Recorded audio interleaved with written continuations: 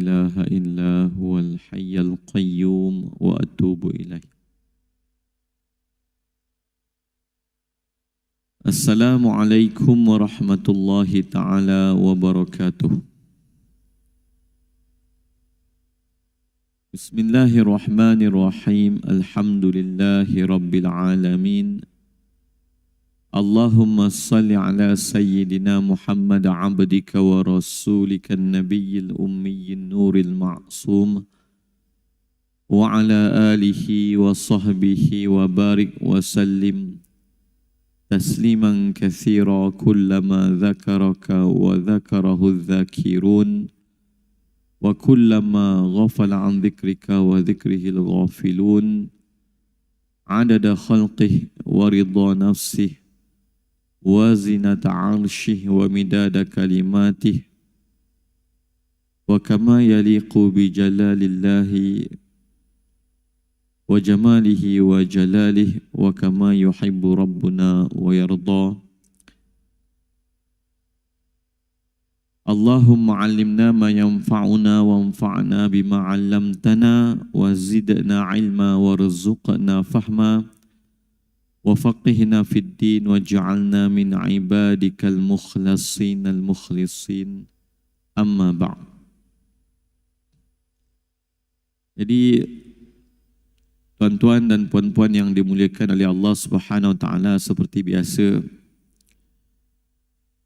kita mulakan pengajian kita pada pagi ini dengan bacaan Ummul Kitab dan juga 10 ayat pertama daripada surah Al-Kahfi dengan niat pertama sekali semoga Allah Subhanahu Wa Taala mengurniakan kita akidah yang benar, niat yang benar, ikhlas, ilmu yang benar, amal yang benar, adab yang benar, akhlak yang benar, taubat yang benar, cinta yang benar, guru yang benar, sahabat yang benar, serta jalan agama yang benar.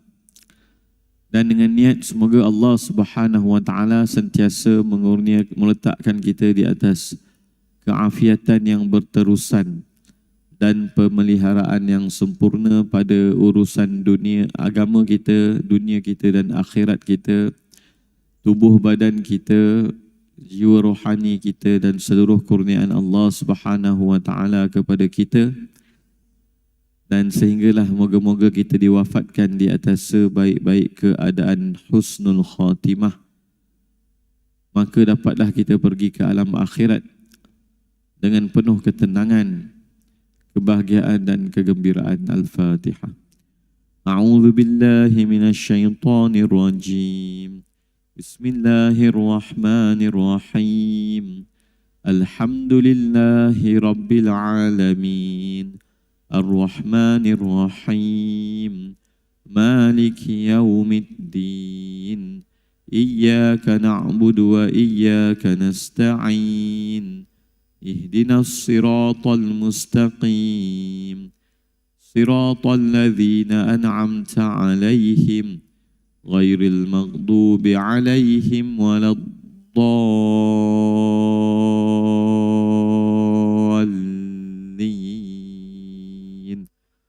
Amin. Bismillahirrahmanirrahim.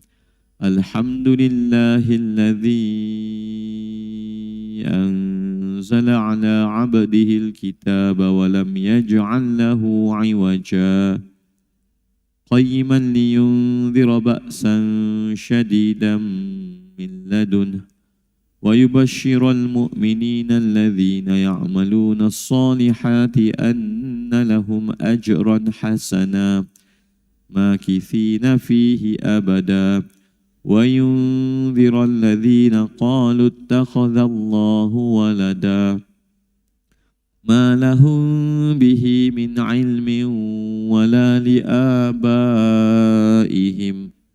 kaburat kalimatan takhruju min afwahihim in yaquluna illa kadhiba fala'allaka bakhi'un nafsaka ala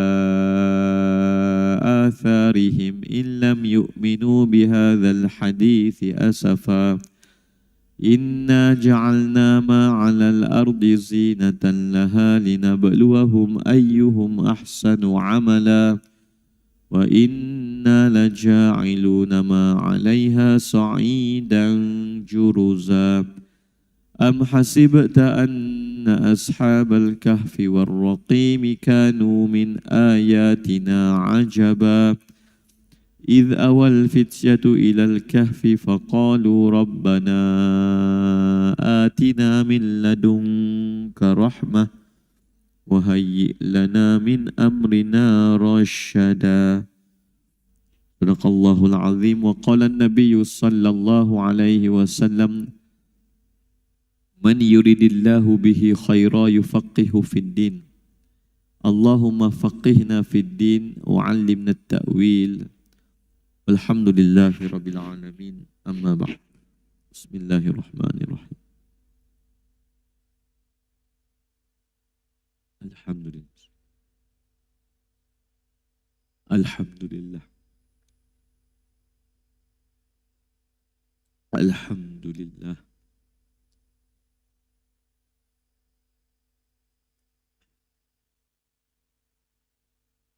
Baik, alhamdulillah tuan-tuan dan puan-puan yang dimuliakan oleh Allah Subhanahu wa taala. Maka kita telah pun sampai pada perbahasan sifat wahdaniyah.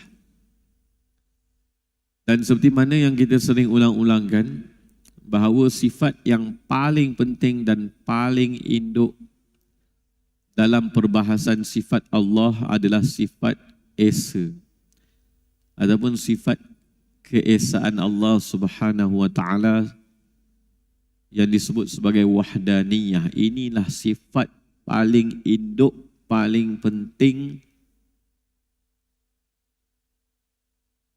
dan inilah juga sifat yang mula-mula disebut ketika Allah Subhanahu wa taala menceritakan tentang dirinya dalam ayat pertama surah Al-Ikhlas, Qul huwallahu ahad. Ahad. Esa tiada dua. Dan kita juga telah menyatakan bahawa sifat 20 ini mengandungi 3 tema utama. 3 tema utama iaitu pertama kewujudan Allah, yang kedua kesucian Allah, dan yang ketiga kesempurnaan Allah. Kesucian Allah pada perbahasan sifat salbiyah. Kesempurnaan Allah pada perbahasan sifat ma'ani dan ma'nawiyah. Kewujudan Allah pada perbahasan sifat wujud. Tetapi ianya sebenarnya saling berkait.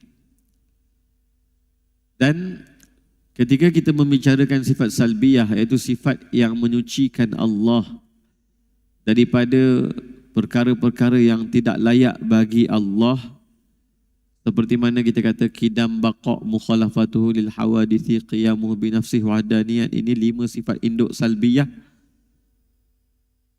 Sedangkan dalam Al-Quran banyak lagi sifat-sifat salbiyah yang disebutkan, seperti lam yalid wa lam yulad.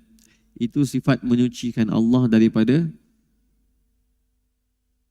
ibu dan juga daripada anak, dan juga daripada ibu bapa, ataupun daripada yang menciptakannya. Jadi banyak sifat-sifat salbiyah yang disebut dalam Al-Quran. La ta'khudhuhu sinatun wala naum. Allah itu tidak mengantuk, tidak penat, tidak tidur. Itu sifat salbiyah. Banyak lagi yang disebut dalam Al-Quran, tetapi yang ulama sebut yang induknya 5 itulah. Qidam, baqa', mukhalafatu lil hawadith, qiyamuhu binafsih, wahdaniyah. Saya sedang recap ni tuan-tuan, recap supaya kaedah kita mengajar, kita nak bagi kerangka ilmu tu jelas. Sebab tu saya selalu recap dia punya mapping dia. Jadi qidam menyucikan Allah daripada permulaan. Baqa' menyucikan Allah daripada pengakhiran. Mukhalafatuhu lil hawadith, menyucikan Allah daripada menyerupai makhluk. Qiyamuhu bi nafsih, menyucikan Allah daripada berhajat kepada selainnya. Wahdaniyah, menyucikan Allah daripada berbilang-bilang pada zat, sifat dan af'al. Dan kita dah terangkan pada sifat wahdaniyat itu, wahdaniyatuz zat, keesaan zat Allah. Dan kita juga telah terangkan wahdaniyatus sifat, keesaan Allah pada sifat-sifatnya. Dan kita sedang membincangkan wahdaniyatul af'al, keesaan Allah pada perbuatannya. Maka kita juga telah menyentuh bahawa kita sedang membicarakan tentang perbuatan Allah. Bukan kita sedang membicarakan tentang perbuatan manusia. Jadi jangan kita menggunakan hukum kita, jangan kita menggunakan hukum syarak untuk menghukum perbuatan Allah. Jangan. Macam kita sebut, kalau seseorang itu melanggar seorang budak orang lain dengan sengaja, jelas itu perbuatan yang haram. Haram. Tetapi apabila dilihat dari sudut itu adalah ketentuan Allah, kehendak Allah, perbuatan Allah, maka tidak boleh dihukumkan, oh itu tidak baik. Tak. Kita jangan jadi macam golongan Mu'tazilah, Qadariyah, yang meletakkan hukum pada perbuatan Allah. Maksudnya, ini baik, ini tak baik.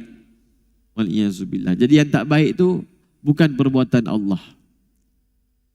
Kita kena faham pertama sekali hak mutlak Allah pada kehendaknya, pada perbuatannya, pada kekuasaannya. Hak mutlak Allah tak boleh nak dipertikaikan.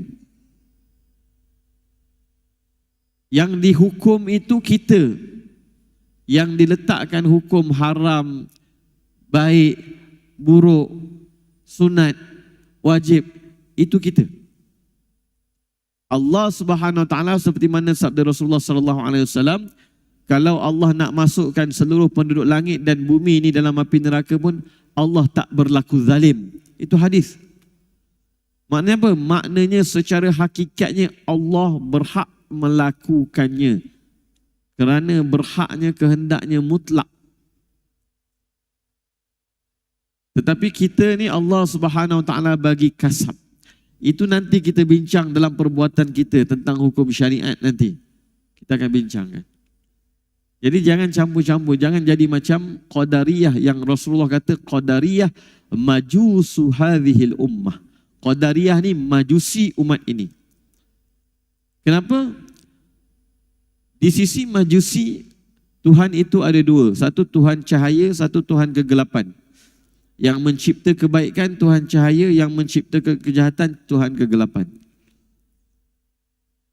Jadi di sisi majusi ada dua Tuhan. Jadi bila Rasulullah sallallahu alaihi wasallam mengatakan bahawa Qadariyah itu majusi umat ini, kenapa? Ulama kata kerana Qadariyah juga menetapkan ada dua pencipta. Jadi satu pencipta adalah Allah, satu lagi pencipta adalah manusia. Manusia yang mencipta perbuatannya sendiri tanpa berkait dengan penciptaan Allah. Ini meletakkan ada dua pencipta, Allah dan manusia. Tujuan asal golongan ini nak menyucikan Allah daripada perbuatan yang bagi mereka zalim, maksiat dan sebagainya. Ini yang mereka bermasalah. Mereka tidak ada konsep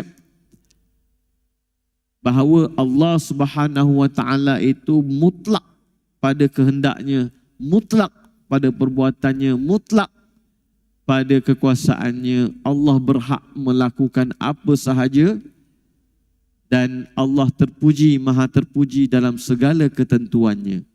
Ini kita panggil pandangan hakikat. Pandangan hakikat. Tetapi bila kita berbicara tentang perbuatan manusia, kita menggunakan pandangan syariat. Kita bukan macam golongan Qadariyah yang menggunakan pandangan syariat pada perbuatan manusia dan perbuatan Allah. No. Dan kita bukan macam golongan Jabriyah yang menggunakan hakikat pada perbuatan Allah dan perbuatan manusia. Manusia punya perbuatan pun hakikat, seolah-olah manusia ini tidak ada kasab dan pilihan, dan seolah-olah manusia itu seperti bulu yang ditiup angin di udara. Jadi satu pihak buta mata syariat, satu pihak buta mata hakikat. Kita ahli sunnah wal jamaah celik kedua-duanya. Jadi bila satu-satu perkara itu dilihat daripada perbuatan Allah, mutlak bagi Allah Subhanahu Wa Taala berhak.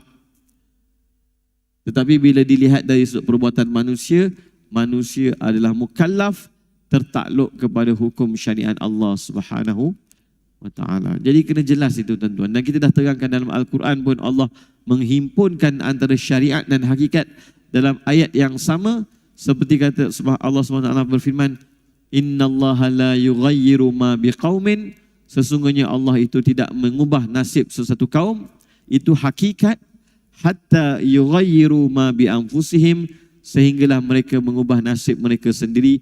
Itu adalah syariat. Ayat pertama perbuatan Allah, ayat kedua perbuatan manusia. Ini hakikat, itu syariat. Ini bukan kata saya, ini kata Al-Imam Ibnu Ajibah dalam kitabnya Iqadhul Himam. Syarah Hikam Ibnu Athaillah As-Sakandari.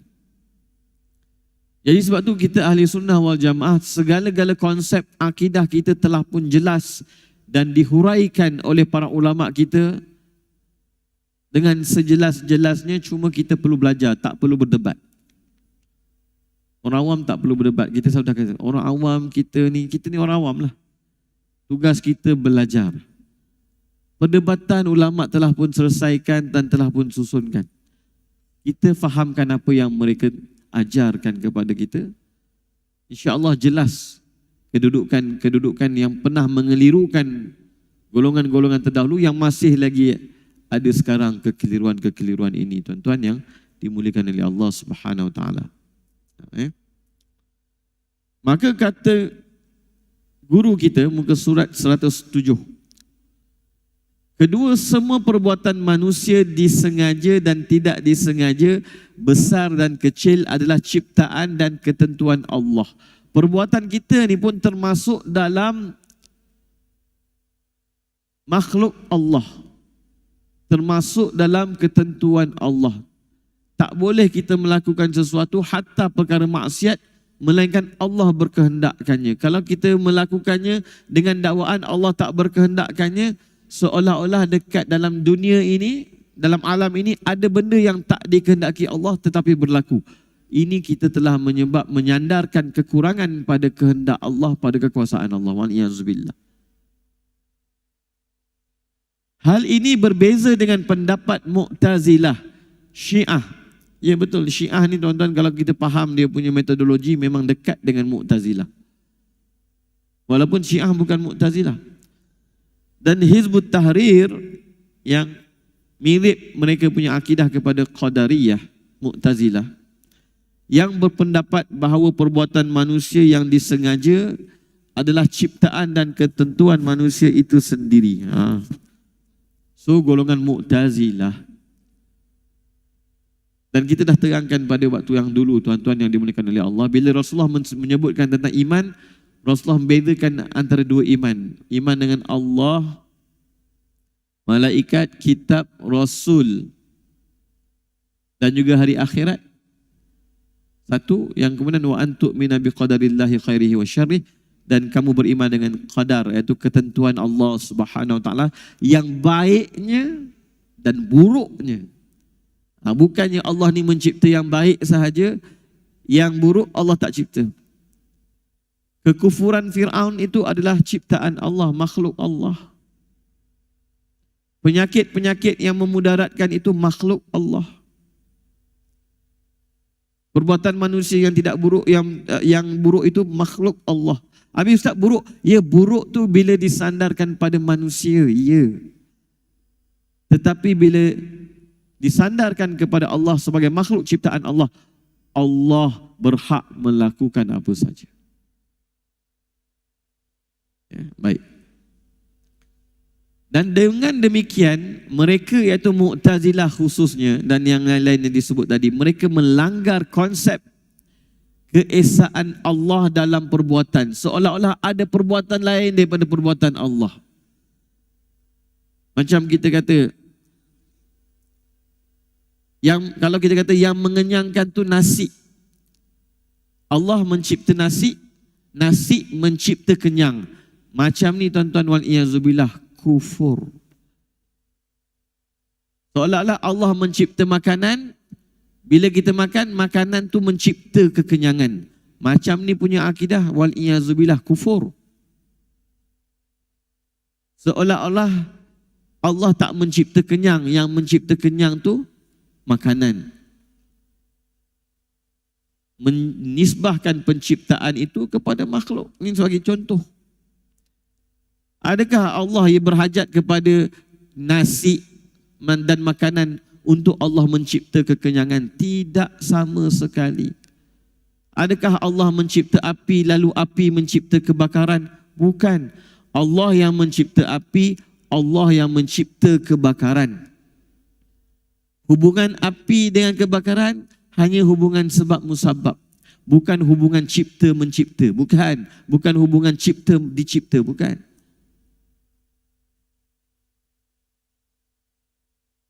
Segala-gala dicipta oleh Allah Subhanahu wa taala, dan seperti mana Allah SWT berfirman, wallahu khalaqakum wa ma ta'malun. Kita akan tengok nanti. Baik. Sedangkan dalil bahawa semua perbuatan manusia merupakan ciptaan dan ketentuan Allah. Ada lagi sebahagian golongan dia lagi guna kaedah macam ni. Dia kata Allah tahu secara general tapi tak spesifik. Maknanya Allah mencipta manusia tapi Allah tak tahu apa manusia akan buat. Wal-iyazubillah, wal-iyazubillah. Ini hakikatnya menafikan ketauhidan. Seolah-olah ada lagi perbuatan yang mencipta selain daripada Allah Subhanahu wa taala. Ini bukan akidah yang betul. Tapi bila nak menghukum, jangan hukum perbuatan Allah, tuan-tuan. Sebab tu ulama kata ada maqam hakikat, ada maqam syariat. Rasulullah ajar pada kita beribadat, berdoa. Kemudian Rasulullah kata tak ada yang boleh masuk ke syurga Allah melainkan dengan rahmat Allah. Hatta kamu ya Rasulullah, ya hatta aku. Itu maqam hakikat.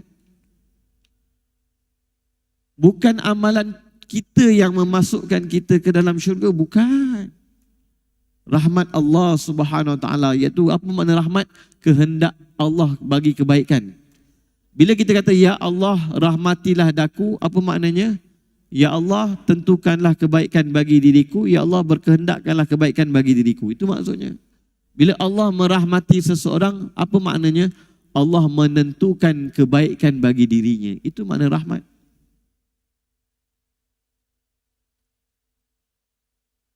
Kalau kita rahmat kepada orang lain, kita mahukan kebaikan bagi orang lain. Boleh tak kita cipta? Kita tak boleh cipta kebaikan. Allah yang mencipta kebaikan. Ya, baik. Jadi sebab tu tuan-tuan, bila kita faham jelas tentang wahdaniyatul af'al, esanya Allah pada perbuatannya, tiada perbuatan melainkan perbuatan Allah secara hakikat, maka benarlah tauhid kita mengesakan Allah pada perbuatannya. Hatta golongan Wahabi pun tuan-tuan, sebenarnya akidah mereka dalam bab ini mirip kepada Mu'tazilah Qadariyah. Sebab apa? Sebab mereka tak mahu melihat perbahasan ulama kita yang telah selesaikan perkara ini lama. Kita ada hakikat dan syariat selesai. Ada af'alullah, ada perbuatan Allah, ada perbuatan manusia. Perbuatan manusia ni makhluk. Bukan manusia yang mencipta perbuatannya tanpa kehendak dan ketentuan Allah. No. Itu bukan akidah kita. Baik. Sedangkan dalil bahawa semua perbuatan manusia merupakan ciptaan dan ketentuan Allah adalah banyak sekali, antara lain firman Allah SWT yang berikut ini. 108 muka surat 108 surah Al-Qamar ayat 49. Allah Subhanahu Wa Taala berfirman, Inna kulla syai'in khalaqnahu biqadar. Sesungguhnya kamilah yang menciptakan segala sesuatu. Bila Allah guna inna, sesungguhnya kami, bukan bermakna Allah tu banyak, tidak. Tapi ulama kata untuk mentazimkan Allah, dan sebahagian guru kata yang kami belajar, bila Allah menggunakan inna bukan makna banyak, tapi inna di situ sesungguhnya kami, sesungguhnya aku, dengan sifat-sifat keagungan, kemuliaan, kesempurnaan. Mentazimkan Allah, bukan maknanya kami itu banyak, tidak, tapi mengagungkan Allah. Dan sebagai ulama kata menyatakan zat dan sifat-sifat kebesaran Allah Subhanahu Wa Taala. Kulla syai', setiap perkara, khalaqnahu biqadar, kamilah yang menciptakannya. Tuan-tuan yang dimuliakan oleh Allah, tidak ada yang mencipta melainkan Allah Subhanahu Wa Taala. Habis yang kita kata fulan mencipta ini, fulan mencipta itu, kita kata itu bukan ciptaan dengan makna hakiki daripada tiada kepada ada, bukan, tuan-tuan. Manusia dan mana-mana makhluk tidak ada mencipta tiada kepada ada. Kita ni mencipta ada kepada ada. Kalaulah kita kata kita cipta kereta daripada besi, besi itu dah ada, kita ambil, kita buat. Ada kita buat sesuatu something yang daripada none, zero, kita cipta something. Tak ada, kita tak ada. Itu pun perbuatan kita, itu pun makhluk dan ketentuan Allah Subhanahu Wa Taala. Baik. Dalam ayat di atas, Allah Subhanahu Wa Taala mengkhabarkan bahawa semua yang diciptakannya sesuai dengan apa yang telah ditentukannya sebelum menciptakannya. Kita ni tuan-tuan, kita nanti pagi nanti buat apa, petang nanti buat apa, esok nanti buat apa, semua telah ditentukan oleh Allah Subhanahu Wa Taala. Andai kata kita kata Allah tak tahu lagi, seolah-olah menisbahkan kekurangan pada ilmu Allah. Wal-iyazubillah. Ketentuan penciptaan berjalan sesuai dengan apa yang Allah telah tentukan. Ketentuan juga berjalan sesuai dengan apa yang telah Allah ketahui.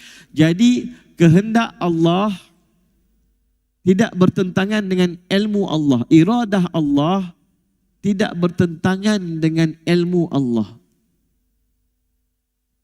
Sebab tu kan kita, kalau kita belajar dan ta'aluk, dan tak pasti ada tak berbahasan secara spesifik.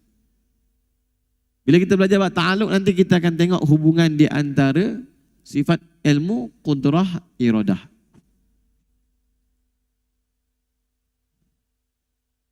Ilmu, qudrah, iradah. Bab ta'aluk kita kena faham. Jadi, apa yang Allah kehendaki sesuai dengan ilmu Allah Subhanahu Wa Taala, tidak saling bertentangan. Ya, baik. Bukan maknanya Allah tahu manusia akan melakukan maksiat. Tapi Allah tak berkehendak, kan kita dah terangkan. Ya. Ada perkara yang Allah kehendaki dan Allah ciptakan tapi Allah tak redha. Seperti maksiat dan kekufuran Fir'aun. Allah tentukan kekufuran Fir'aun. Allah berkehendakkan kekufuran Fir'aun. Tetapi Allah tidak meredai kekufuran Fir'aun. Ulama dah terangkan kepada kita dan kita dah bahaskan juga sebahagiannya dulu. Baik. Pentafsiran tersebut sesuai dengan hadis berikut ini. Ini tuan-tuan yang dimuliakan oleh Allah Subhanahu Wa Taala. Hadis Imam Muslim, an Abi Hurairah radhiyallahu anhu qala ja'at musyriku Quraisy ila Rasulillah sallallahu alaihi wasallam yukhasimunahu fil qadar. Daripada Abu Hurairah radhiyallahu anhu, beliau mengatakan bahawa orang-orang musyrikin Quraisy pernah datang kepada Rasulullah sallallahu alaihi wasallam dan berdebat dengan baginda sallallahu alaihi wasallam berkenaan dengan qadar, iaitu berkenaan dengan ketentuan Allah Subhanahu wa taala. Qala fanazalat hadhihi al-ayah. Maka kata Abu Hurairah, turunlah ayat ini. Na'udzubillahi minasyaitonir rajim. Innal mujrimina fi dhalalin wa su'ur. Lalu turunlah ayat ini, sesungguhnya orang-orang yang berdosa berada dalam kesesatan di dunia dan dalam api neraka di akhirat kelak. Yauma yushabuna fin nari ala wujuhihim dhuqu massa saqar. Ingatlah pada hari mereka diseret ke neraka atas muka mereka, iaitu dalam keadaan hina. Dikatakan kepada mereka, dhuqu massa saqar, rasakanlah sentuhan api neraka. Kemudian Allah Subhanahu wa taala menyebut, inna kulla syai'in khalaqnahu biqadar. Semua perkara Allah Subhanahu wa taala tetapkan, ciptakan dengan ketentuan-ketentuan atau ukuran-ukurannya. Baik. Dalam hadis yang lain juga dijelaskan an Abdullah bin Amr, juga hadis sahih Muslim. Qala Rasulullah sallallahu alaihi wasallam, Rasulullah sallallahu alaihi wasallam bersabda, faraghallahu minal maqadir wa umurid dunya. Sesungguhnya Allah Subhanahu wa taala telah selesai menetapkan berbagai ketentuan dan urusan-urusan dunia qabla an yakhluqas samawati wal ard, sebelum 25,000 tahun sebelum Allah mencipta langit dan bumi. Wa arsyuhu 'alal ma', dan arasy-Nya itu makhluk Allah diciptakan pada waktu itu telah pun berada di atas air. Wa arsyuhu 'alal ma' bi 50 alf sanah. Dengan konsep 50,000 tahun. Bukan 25, 50,000 tahun. Jadi dalam ayat ini, dalam hadis ini, Rasulullah kata Allah telah menentukan segala-galanya apa yang berlaku di dunia ini 50,000 tahun sebelum Allah mencipta bumi ini. Dan Allah menciptakan arasy dan air lebih awal lagi. Ketika ketetapan itu berlaku, arasy-Nya ada, arasy Allah Subhanahu wa taala di atas air. Sebab tu kalau kita baca dalam sebahagian tafsiran para ulama, ketika iblis dihalau ke bumi ini, kenapa iblis membina kerajaannya di atas langit, di atas air? Kerana dia tahu Allah mencipta arasy-Nya di atas air. Jadi sebab tu disebut dalam hadis yang sahih juga, iblis meletakkan singgah sana ataupun tempatnya, arasy-Nya di atas air, dan daripada situlah dia mengutuskan bala tenteranya ke seluruh dunia untuk menggoda manusia ataupun untuk membisikkan kejahatan kepada manusia. Jadi kita pun tahu bahawa di antara makhluk-makhluk Allah yang awal adalah lauh dan qalam. Ketika Allah menciptakan lauh dan qalam, maka Allah perintahkan kepada qalam untuk menulis. Maka apakah yang ditulis? Segala yang ditentukan oleh Allah, dan ini sebelum Allah menciptakan langit dan bumi. Semuanya telah ditentukan. Jadi kalau ada yang kata Nabi Muhammad sallallahu alaihi wasallam itu hanya dipilih jadi nabi ketika di bumi, salah. Ada orang kata Nabi Muhammad sallallahu alaihi wasallam itu waktu muda orang-orang biasa je, mamak-mamak kampung je, dia kata. Lepas tu bila berumur 40 tahun, Allah pilih dia jadi nabi. Ini bukan akidah ahli sunnah wal jamaah, tuan-tuan yang dimuliakan oleh Allah.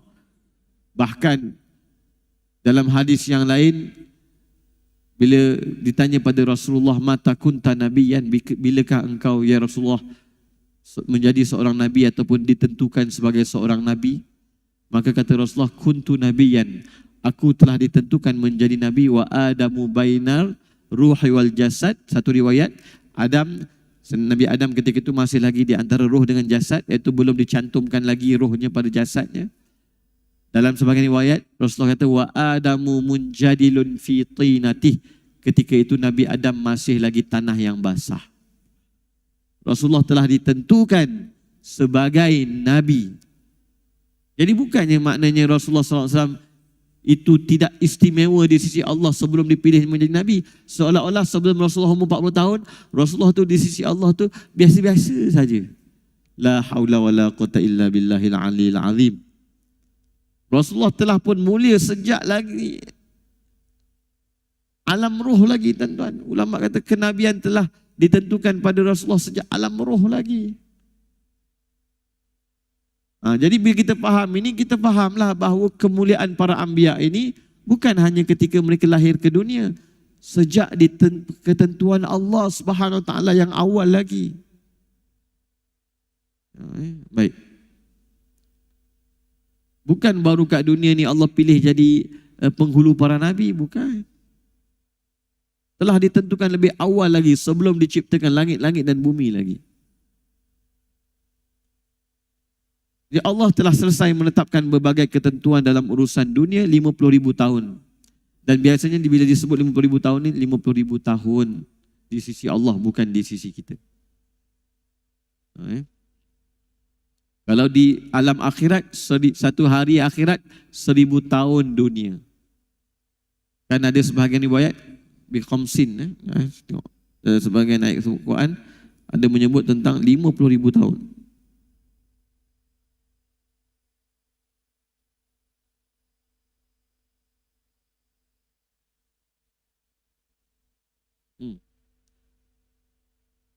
Surah Al-Ma'arij, bila Allah SWT menyebut tentang ta'rujul malaikatu warruhu ilaih, naik kepada kerajaannya.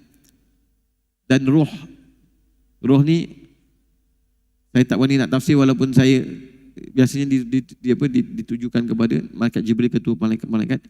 Ilaihi fi yaumin kana miqdaruh, pada hari yang kadarnya khamsina alfasanah, satu hari 50,000 tahun. Ada satu hari fi yaumin kana miqdaruhu alfasanah, satu hari 1000 tahun. Jadi hari di alam akhirat satu hari sama dengan 1000 tahun di dunia. Jadi bila Rasulullah kata di antara tiupan sangkakala pertama dan kedua 40 hari, bermakna 40,000 tahun dunia. Yang ulama kata sekurang-kurang waktu kubur 40,000 tahun. Baik. Maka Allah telah selesai menetapkan berbagai ketentuan dan urusan dunia sebelum Allah SWT menciptakan langit dan bumi ketika arasnya di atas air selama 50,000 tahun di sisi Allah Subhanahu Wa Taala. Dalam hadis di atas ditegaskan bahawa Allah telah selesai menetapkan berbagai ketentuan dan semua urusan dunia.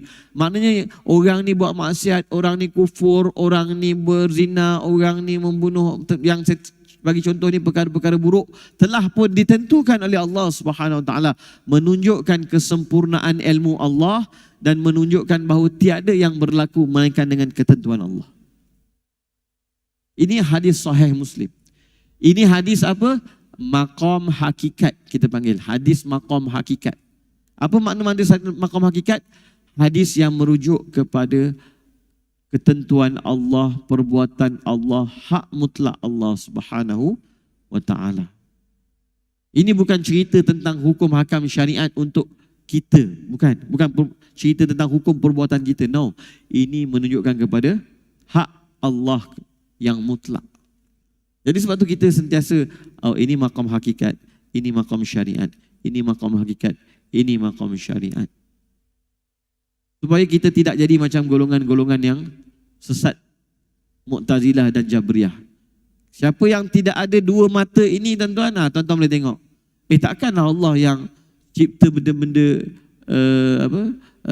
penyakit-penyakit ni, Allah takkanlah wa niyazubillah. Habis. No. Dalam hadis di atas ditegaskan bahawa Allah, sebab tu kadang-kadang orang kalau tak faham kenapa Palestin dibiarkan, dizalimi dan sebagainya. Ya, dari segi perbuatan Allah, ketentuan Allah, itu hak Allah. Tetapi kita ada tanggungjawab kita. Itu perkara yang dituntut ke atas kita, hukum perbuatan kita. Kita kena bantu seboleh yang kita mampu. Tapi Allah yang menentukannya, takkan berlaku apa yang berlaku di Palestin, melainkan dari ini cerita akidah ni tuan-tuan. Ni kita sedang cerita akidah, hakikat. Takkan berlaku di Palestin melainkan dengan kehendak dan ketentuan Allah. Itu hak Allah Subhanahu Wa Taala. Tetapi kita sebagai mukallaf, kita janganlah redha dengan perbuatan zalim yang dilakukan oleh orang-orang yang zalim. Tidak. Baik. Dalam hadis di atas ditegaskan bahawa Allah Subhanahu Wa Taala telah selesai menetapkan berbagai ketentuan dan semua urusan dunia, apa yang akan berlaku di dunia ini 50,000 tahun sebelum langit dan bumi diciptakan, ketika arash masih di atas air. Maksudnya arash antara makhluk Allah yang paling awal lagi, air di antara makhluk Allah yang paling awal lagi, lauh dan qalam makhluk Allah yang lebih awal lagi. Allah juga berfirman tentang takdir, wa asa adamu rabbahu faghawa thumma jtabahu rabbuhu fataba alaihi wa hada. Dekat sini ada sedikit perbahasan yang kita akan sentuh. Dan durhakalah Nabi Adam. Jadi setengah orang kata, jadi para nabi ni tak maksum lah.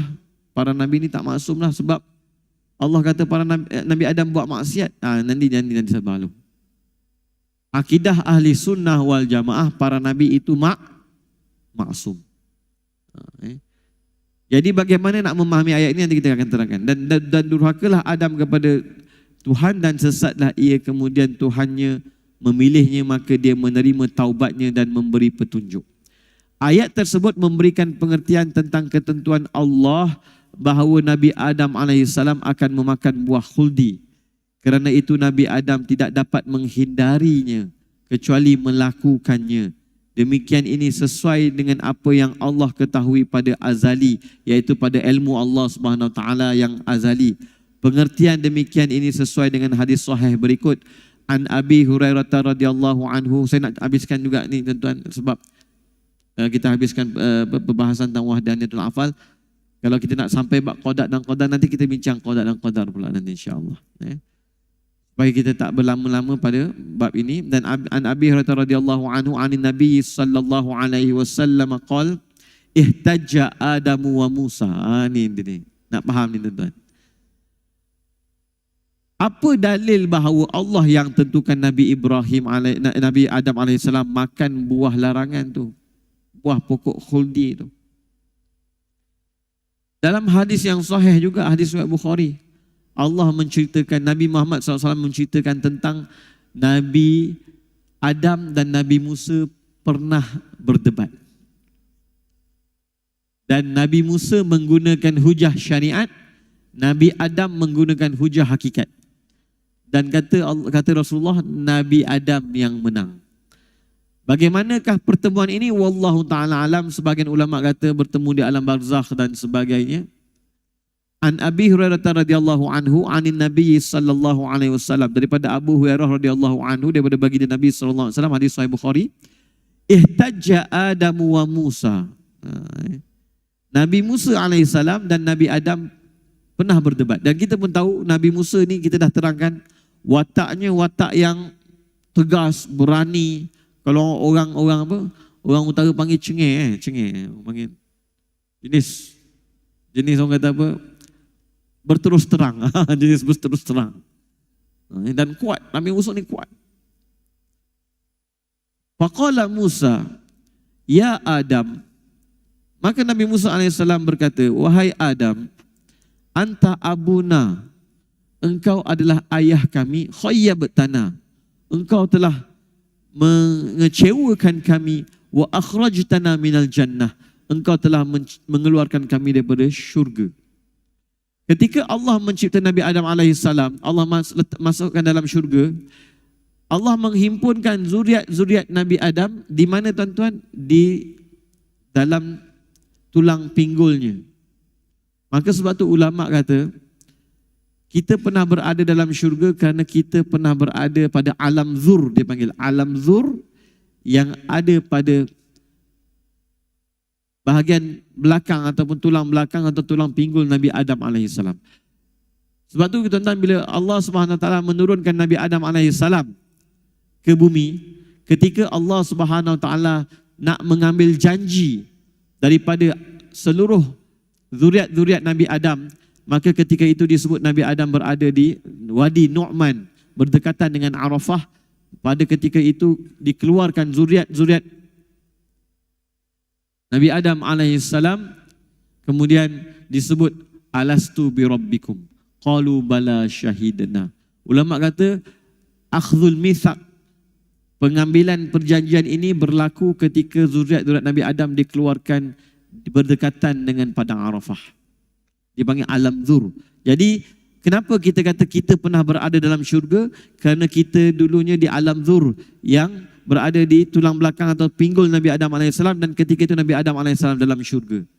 Itu nak cerita kenapa kita kata kita ni pernah disebut pernah berada dalam syurga. Sebab tu Nabi Musa kata, anta abuna khayyabtana wa akhrajtana minal jannah. Engkau bapa kami, tapi engkau telah mengecewakan kami dan engkau telah mengeluarkan kami daripada syurga. Kalau tidak, kami akan berzuriat dalam syurga. Engkau akan berzuriat dalam syurga. Jadi ni kita kata berani. Nabi Musa ni wataknya berani. Macam tu dia kata kat Nabi Adam AS. Memang seronok kalau baca watak-watak para Nabi ni, tuan-tuan. Ada yang lembut macam Nabi Ibrahim, Nabi Isa, sangat lembut. Ada yang tegas macam Nabi Musa, Nabi Nuh, kan? Tetapi pada Rasulullah terhimpun ketegasan dan kelembutan. Faqala lahu Adam. Jadi Nabi Musa AS menggunakan hujah perbuatan Nabi Adam, iaitu perbuatan manusia lah, ataupun kita tahu syariat. Faqala lahu Adam. Nabi Adam AS pun berkata kepada Nabi Musa AS, anta Musa alladhi istafaka Allahu bikalamih wa khatta laka at-taurata biyadih. Engkaulah Nabi Musa AS yang Allah Subhanahu Wa Taala telah pilih untuk berkata-kata dengannya, berfirman, untuk mendengar firman-Nya, kata-katanya. Dan Allah Subhanahu Wa Taala menuliskan kitab Tauratmu itu bukan dengan tangan yang anggota wal iyazubillah, yaitu dengan sifat kemuliaannya. Dengan sifat kemuliaannya, dengan kekuasaannya. Maksud di situ bukan tangan wal iyazubillah, maha suci Allah daripada anggota. Jadi bila Allah SWT berkata kepada kepada iblis, kenapa kamu tak sujud kepada apa yang aku ciptakan dengan yadai? Terjemahan literal dengan dua tangan. Jadi ada setengah orang dia kata manusia ni dicipta dengan dua tangan Allah. Allah ada dua tangan. Itu sesat barat, tuan-tuan. Maksud dua tangan di sini, ataupun dari segi literal dia dua tangan, maksud dua ni dua sifat Allah. Ulama kata apa? Kenapa Allah berkata pada iblis, kenapa engkau tak sujud kepada Nabi Adam yang aku ciptakan dengan dua sifat aku, sifat kamal dan jamal, yang aku ciptakan dengan sifat kesempurnaan dan sifat keindahan. Tidak ada makhluk Allah yang lebih indah, cantik daripada manusia. Tidak ada makhluk Allah yang lebih sempurna daripada manusia. Itu maksudnya. Baik. Bukannya Allah mempunyai anggota tangan, maha suci Allah. Itu akidah sesat. Kata Nabi Musa AS, kata Nabi Adam, wahai Musa, engkau ni Allah pilih untuk turunkan kitab Taurat. Dan engkau dipilih untuk berkata-kata dengan Allah. Atalumuni ala amrin qaddarahullahu alai. Adakah engkau mahu mencela aku pada perkara yang qaddarallahu alai, Allah dah tentukan bagi aku, ke atas aku, qabla an yakhluqani bi arba'ina sanah, sebelum Allah mencipta aku dengan 40 tahun. Fahajja Adamu Musa. Kata Rasulullah, akhirnya Nabi Adam dapat mengalahkan Nabi Musa. Nabi Adam dapat mengalahkan Nabi Musa. Ini hadis Sahih Bukhari dan Sahih Muslim. Nabi Musa menisbahkan kesalahan itu pada Nabi Adam AS menggunakan pandangan syariat. Nabi Adam AS menggunakan apa yang berlaku kepadanya dengan pandangan hakikat. Itu adalah ketentuan Allah. Maka apa kata Rasulullah? Nabi Adam menang mengalahkan Nabi Musa. Nabi Adam menang mengalahkan Nabi Musa. Maknanya apa? Maknanya hakikat itulah. Hakikat itulah. Hakikat maksudnya yang tidak akan, apa kita panggil, ataupun yang telah ditentukan oleh Allah Subhanahu wa taala. Dan itulah iktiqad kita pada segala yang berlaku. Semuanya ketentuan Allah Subhanahu wa taala. Sekejap, saya nak cepatkan habis bab wahdaniyat ni. Okey. Saya baca sahaja dulu hari ini tuan-tuan, supaya kita habis sambung pada masa akan datang, kita boleh masuk pada bab lain pula. Dalam hadis di atas dijelaskan bahawa Nabi Adam AS mengalahkan Nabi Musa dalam perdebatan dengan mengatakan bahawa apa yang dilakukan oleh Nabi Adam berupa makan buah khuldi terjadi kerana ketentuan dan takdir dari Allah, di mana Nabi Musa tidak berhak mencela Nabi Adam sebab perbuatan tersebut. Allah juga berfirman, wallahu khalaqakum wa ma ta'malun. Allah yang menciptakan kamu dan apa yang kamu lakukan. Ayat ini menegaskan bahawa Allah yang menciptakan manusia dan mencipta semua perbuatan yang dilakukan oleh manusia. Pentafsiran ini sesuai dengan hadis sahih daripada Sayyidina Huzaifah radhiyallahu anhu. Rasulullah sallallahu alaihi wasallam bersabda, "Innallaha khalaqa kulla sani'in wa sana'atah." Allah lah yang mencipta segala yang setiap orang yang berbuat dan perbuatannya. Dalil-dalil lain tentang keesaan Allah dalam perbuatan dalam erti beriman kepada qada dan qadar Allah dapat dibaca dalam kitab Al-Qada wal Qadar karya Imam Al-Baihaqi. Beberapa dalil di atas menunjukkan bahawa Allah Maha Esa dalam perbuatannya, dalam erti semua perbuatan manusia, disengaja dan tidak disengaja, besar, kecil, baik, buruk, maksiat, ketaatan, keimanan, kekufuran adalah ciptaan ketentuan Allah Subhanahu wa ta'ala. Ya? Jadi bila kita iktiqad begini, kita pun mencapailah tauhid sifat wahdaniyat, iaitu mengesakan Allah pada perbuatannya. Itu penting tuan-tuan. Siapa yang tidak ada, yang masih lagi mengatakan bahawa manusia mencipta perbuatannya sendiri, tak ada kaitan dengan kehendak dan ketentuan Allah, orang ni masih lagi belum dapat memenuhi keimanan pada sifat wahdaniyah. Sebab tu qada dan qadar, keimanan tentang qada dan qadar sangat berkaitan dengan sifat wahdaniyatul af'al. Jadi insya-Allah tuan-tuan, minta maaf ambil masa kerana bab qada dan qadar ataupun bab ni sebenarnya bab wahdaniyah, tapi kita sentuh juga bab tentang qada dan qadar kerana ia berkaitan. Bila kita faham tentang wahdaniyatul af'al, nanti bila sampai dekat qada dan qadar, senang nak faham, senang nak beriman. Siapa yang tak faham tentang wahdaniyatul af'al, nanti sampai pada bab qada dan qadar, dah mula kata, takkanlah Allah yang menentukan, takkanlah Allah yang menciptakan perkara-perkara maksiat dan sebagainya. Sebab dia tak faham tentang wahdaniyatul af'al, sebab dia tak faham tentang pandangan hakikat dan hak mutlak Allah Subhanahu wa ta'ala. Jadi moga-mogalah tuan-tuan yang dimuliakan oleh Allah SWT, kita sambung lagi pada masa akan datang. Moga-moga Allah bagi, dan kita dah terangkan, dengan faham tentang wahdaniyat, nanti senang nak faham qada dan qadar. Kalau tak faham wahdaniyat, nanti susah nak faham tentang qada dan qadar. Sebab masih lagi duk melihat manusia mencipta perbuatannya, manusia mencipta perbuatannya. Waliyazubillah, waliyazubillah. Baik, maka kita tangguhkan kuliah kita pada pagi yang berbahagia ini dengan tasbih kafarah dan suratul asr. Subhanallah wa bihamdi, subhanakallahumma wa bihamdika, asyhadu an la ilaha illa anta, astaghfiruka wa atubu ilaik. Bismillahirrahmanirrahim. Wal asri innal insana lafi khusr illa alladhina amanu wa amilus solihat wa tawasaw bil haqqi wa tawasaw bis sabr. Assalamualaikum warahmatullahi taala wabarakatuh.